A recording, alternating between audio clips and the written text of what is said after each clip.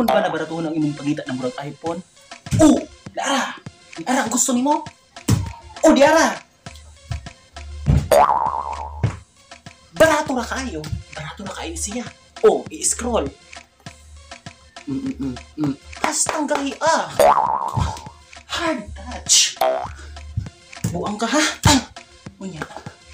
Gusto ka? O tanawa. Tanawa.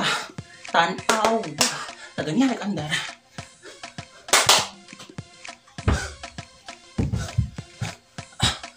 Karon. Wala na. Ang ingon pa sa tindera na ako gipalitan ay 1-2 lang, barato lang, pero soft touch ang nahitabo.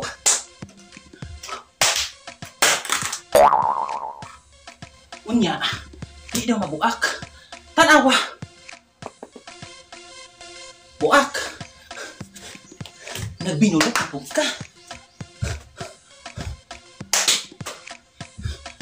Unya, upalit pa ka. Mura ka gawa na grade 12. Mura ka gawa na grade 12. Gipaningot na ko. Unya, magbinulot ka. Mupalit pa ka. Mupalit pa ka.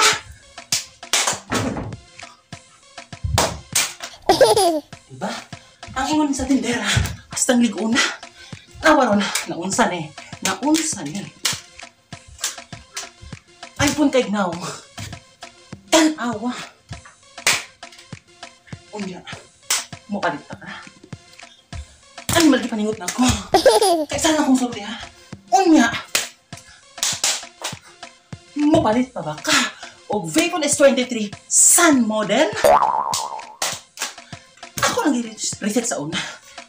Wak nining balik.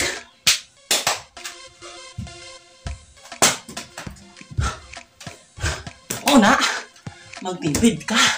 Sa mapatig cellphone, dili magtipid. Ha?